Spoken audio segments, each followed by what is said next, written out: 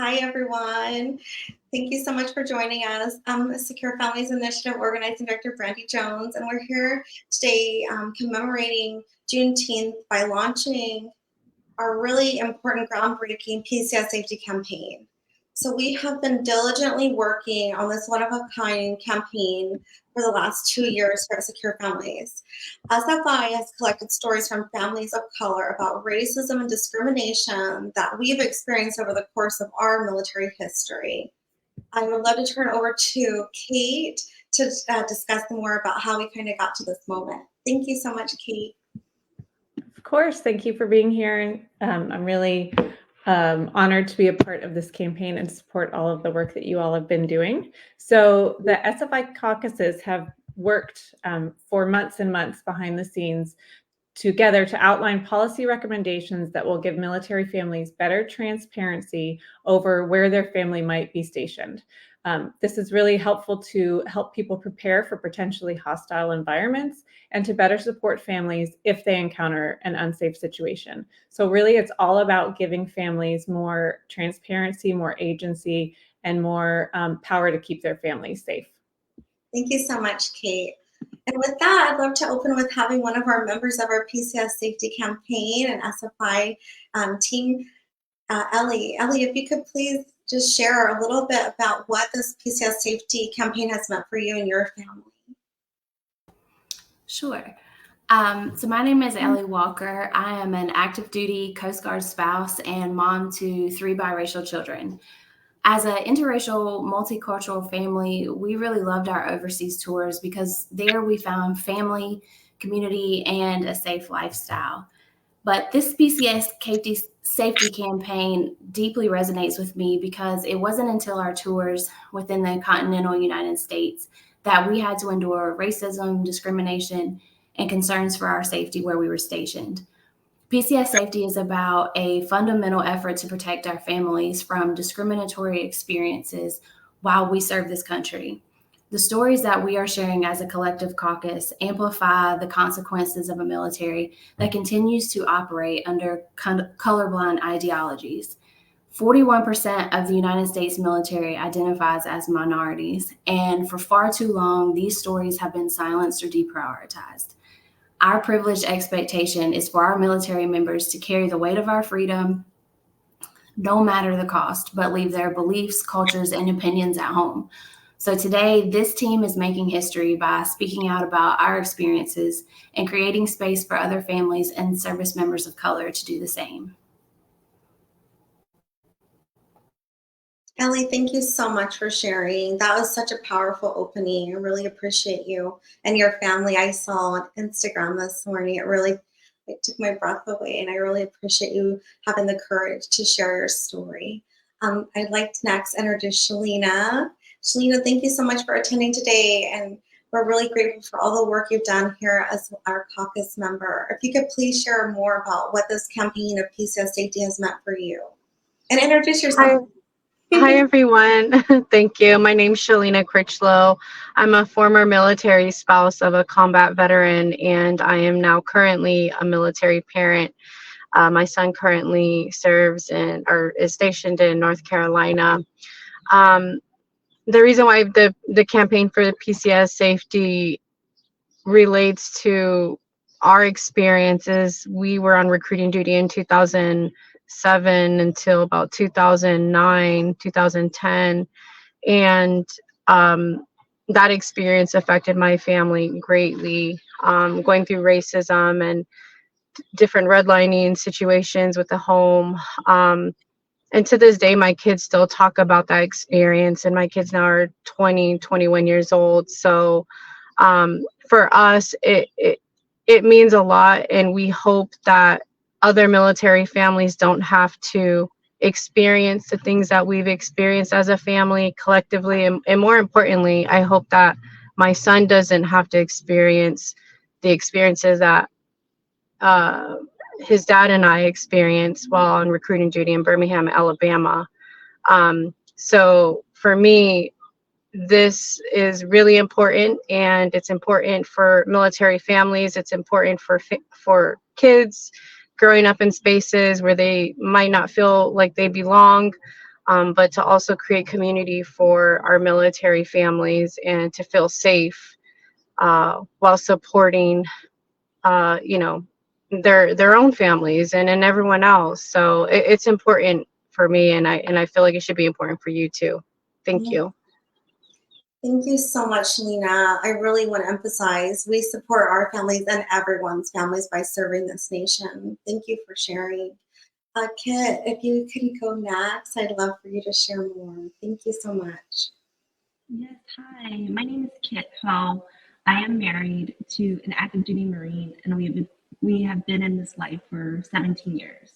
We have PCS. We have moved 10 times within the continental United States and twice overseas, which means many times that we were not in control of where we live, but where the military sends us.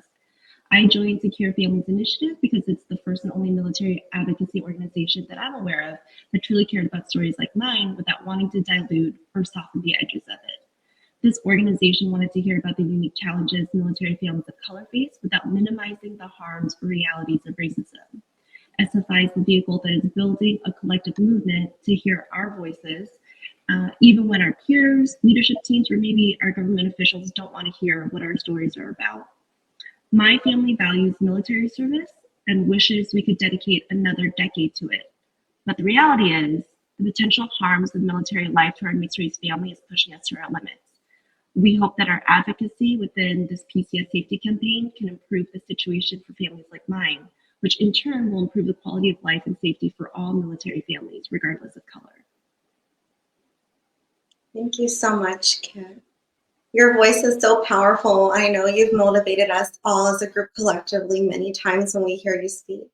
So I hope that today when people are hearing some of this is really resonating. Maybe you were in a situation you didn't really realize that it was a safety issue when you were feeling this racism and discrimination for yourself and your children. But we want you to know that we are a home for that. And so with that, I'd like to now introduce Daniela. If you could please share your story, which is an amazing background of military career yourself, and a little more about your feelings about the PCS Safety campaign. Thank you so much.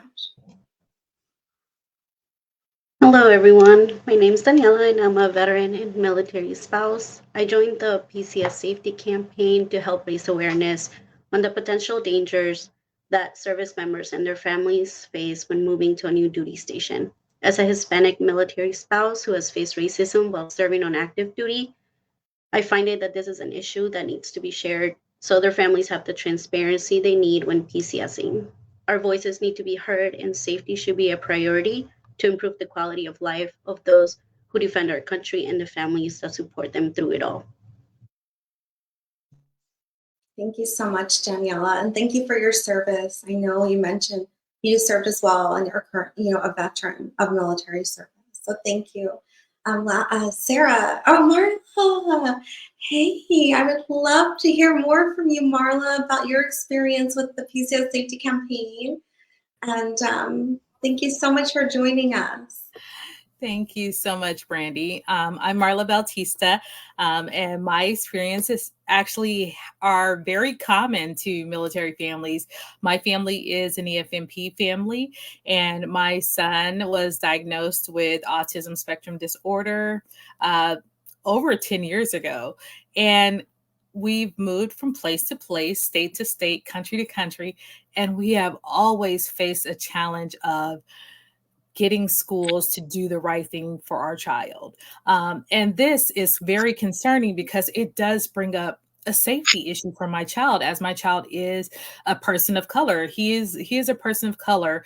And as he gets older, as he gets bigger, he becomes he seems as if he's more of a threat because he is big and because he's a person of color. But unfortunately, schools don't have the resources to provide safety features for kids like him, especially growing kids like him or now teenagers.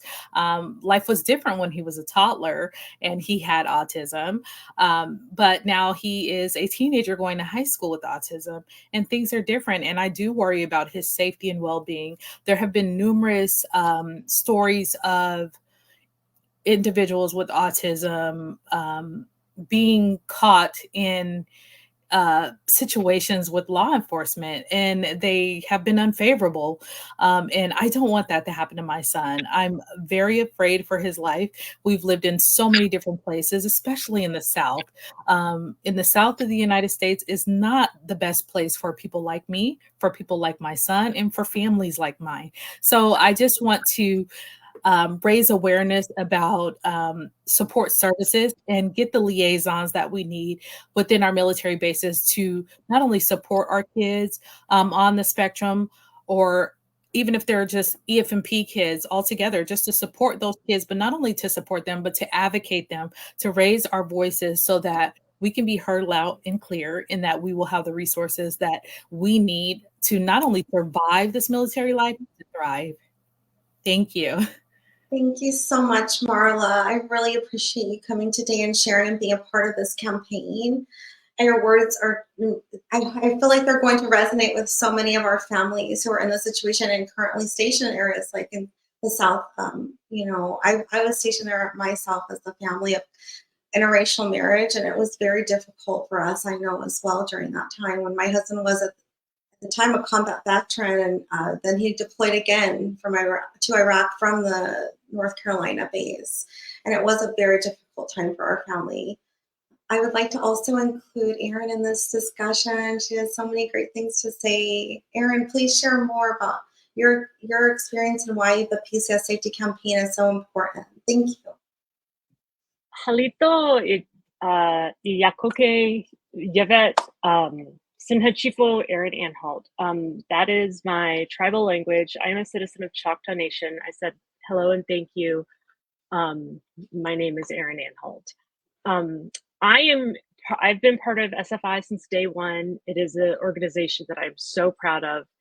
And this particular campaign is really important to me. While I look at myself, I don't have the typical phenotype of a Native American person, and I don't experience racism on a day-to-day level. But there are systemic failures and issues that impact me and my community.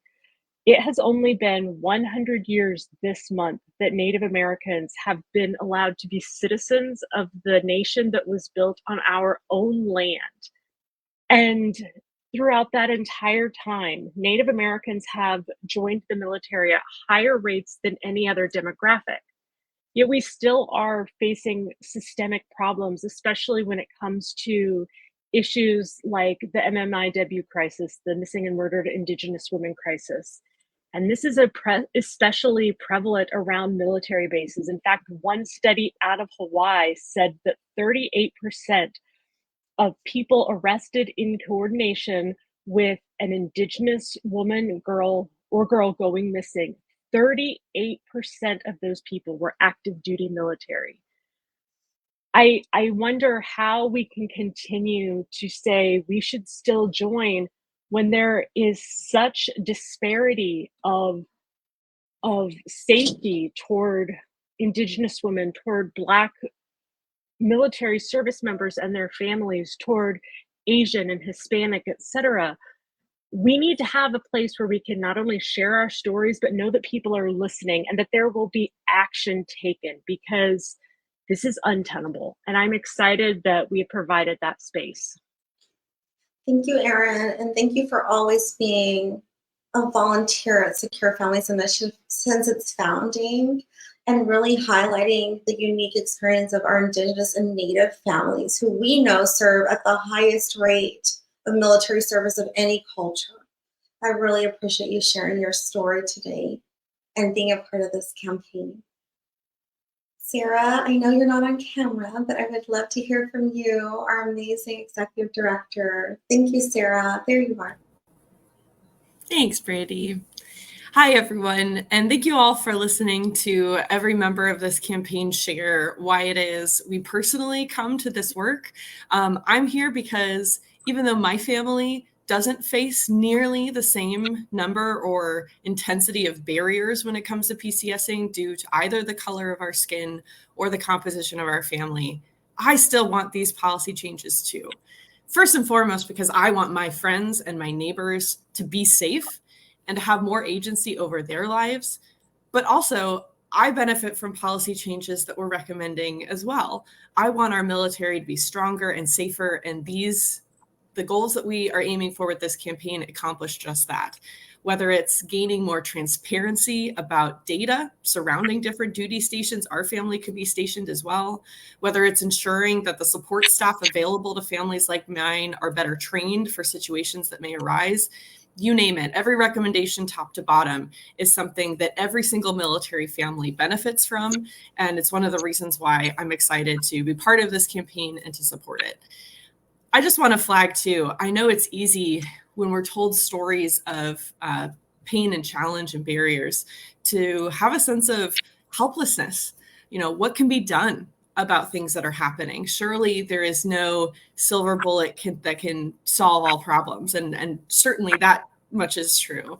But what's been so energizing about this PCS Safety campaign is that this group, all of us, have identified tangible policy recommendations that, were they implemented tomorrow, would make meaningful impact on mitigating not only the challenges faced, but what can be done after the fact.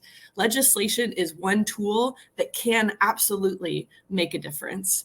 And I'm just so proud and honored to be part of a group that has been so savvy at assessing that and analyzing what is possible and combining the power of storytelling, of personal narrative into public-facing products such as this in order to spread awareness and in order to coordinate efforts in a meaningful direction. And so that's why it's been so exciting. And I hope if you're listening to this, it means that you're getting excited about this too. Maybe this helped answer some questions you may have had. Maybe it might have helped, like Brandy said earlier, connect personal experience to a broader infrastructure. If so, I hope that this has resonated, and I hope that you'll join us. And to give us a tangible call to action, we've got Kate Marsh-Lord, who can explain in more detail. Thank you, Sarah. Yes, I have a couple calls to action to share with you, and all of them can be found on our new campaign website. So first, please visit the Campaign for PCS Safety website. The link is scrolling, and we will also add it in the comments so you can find it. So please visit it and share it with your communities. Second, when you're there, you will see some of the awesome folks on this call and who couldn't be here today who have shared their stories. So please read those and share those as well. And we invite you to share your stories. You will see a button on there where you can click and you can share your own PCS stories so we can get a broader coalition of folks who have been impacted. And we know that telling our stories really makes a difference. So we would love to hear from you. And finally, if you're an ally and you aren't directly impacted or you don't feel the same implications of these, the same consequences of some of these negative policies or some of those situations, please join. We really welcome everyone and have anyone who, whether you've witnessed friends, whether you're an ally, whether you've been impacted yourself, we really invite you to join the campaign. And there is a sign up on the website, again, that is scrolling at the bottom and that is in the comments. So please join us. We would love to have you, and we need you. The more voices, the better. Thank you so much, Kate. And like Kate said, we also are launching our link, so please go and attend on our live and on Facebook and social media to find out more about the PCS Safety campaign, how you can be a part of this important moment. So again, thank you all for joining us, and we're really excited to be launching this in honor of Juneteenth. Everyone, I hope you have a wonderful rest of your week. Bye-bye.